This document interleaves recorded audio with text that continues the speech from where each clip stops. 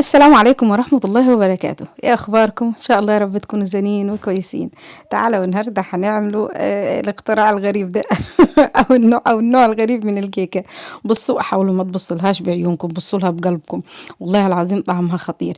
يعني ولدي مثلا اول ما شافها قال لي يا اللي انت عامله ده والله العظيم بجد قال لي يا اول ما كنت بديها فرصه حبيبي، بدي صارفين ومكلفين والله العظيم، وكمشت مكونات وكمشت حاجات. اديها فرصه وشوف يمكن تعجبك دوقها.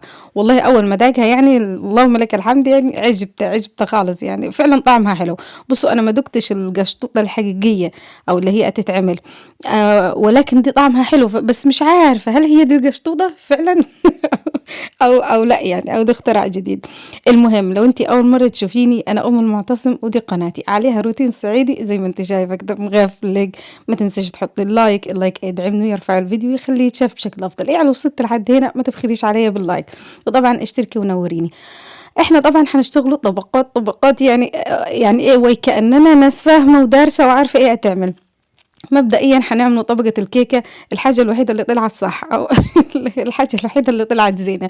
تمام. هنجيبوا 3 بيضات وكوباية سكر ونص كوباية لبن وفانيليا، واضرب يا معلم في الخلاط. وبما ان سكر تموين فهيحتاج ان انت تضربي فيه شوية حلوين. عشان ايه؟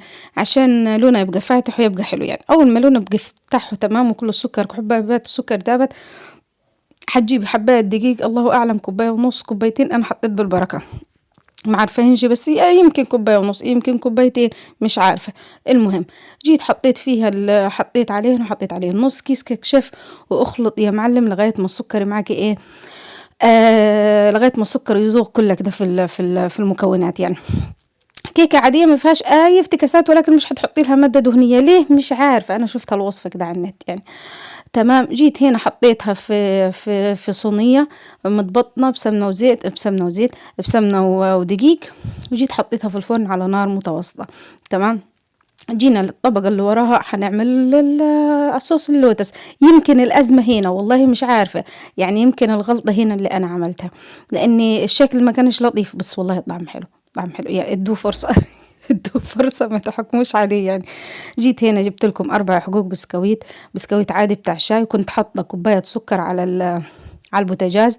استنيتها لغاية ما دابت كلها وبدأت نقلب فيها. هنا كانت اسمها مين دي الكيكة، خلاص استوت. رحت طلعتها من الفرن وبدأت ايه، نعمل اسمه مين الكراميل. اول ما بدأ السكر يحمر من جنابه ويدوب، بدأت نقلب فيه لغاية ما داب كله وكل التكتلات اللي فيه راحت.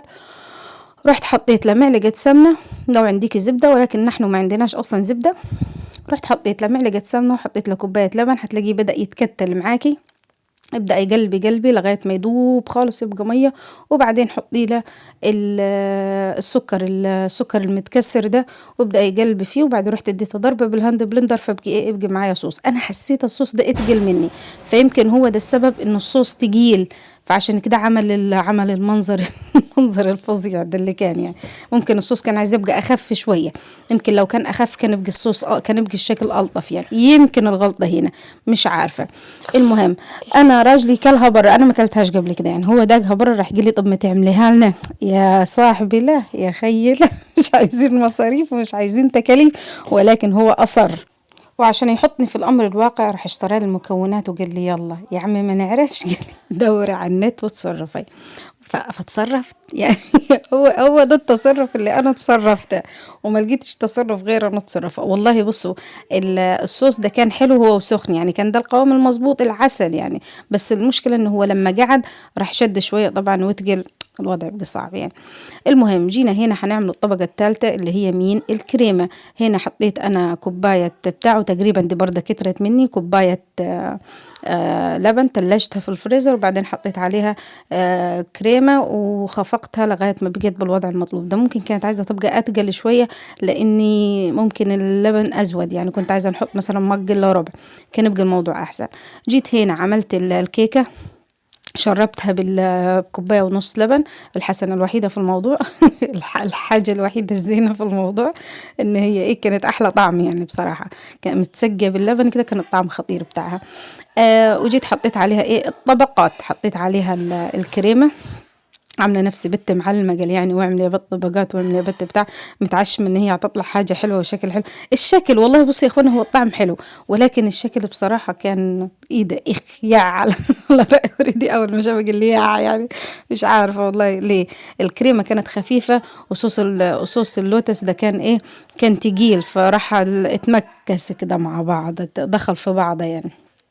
لاني كان عايز يبقى ده اخف، والتاني كان عايز يبقى اتقل شويه، فكان هيبقى الموضوع احلى. ولكن احنا اللي يعنينا الطعم، احنا ملناش دعوه بالشكل، احنا مش هنبصوا للشكل، احنا هناكله احنا مغمضين عيننا يعني. الواحد يغمض عينه وياكل، ما يركزش في الشكل عامل ازاي. المهم اوعى تكون وصلتي لحد هنا وما حطيتيليش لايك، هنزعل يعني. لو وصلتي لحد هنا حطي لي لايك. جيت حطيت اجل في كيس عشان هي تقيله، عشان تبقى سهله علي. ما كنتش فاكره ان الدنيا هتتلغوص في بعضها، وان الكريمه هتطلع فوق، والدنيا هتتليط معانا زي ما انتم شايفين بالمنظر ده. الوضع كان انا متفاجئه، انا ذات نفسي انا وشغاله في الخطوه دي متفاجئه ايه اللي حصل ده. ولكن زي ما انتم عارفين الاصرار هو سر الحياه، ان احنا لو ما عندناش اصرار على الحياه، يعني اللي هو ايه، يقول لك مستمرين رغم الاعاقه.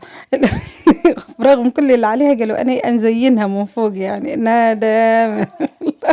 رغم كل اللي حصل لها وانا انزينها ومستمرة يعني. بس والله طعمها حلو يعني، طعمها جميل. مش عارفة هو ده طعم القشطوطة ولا لا.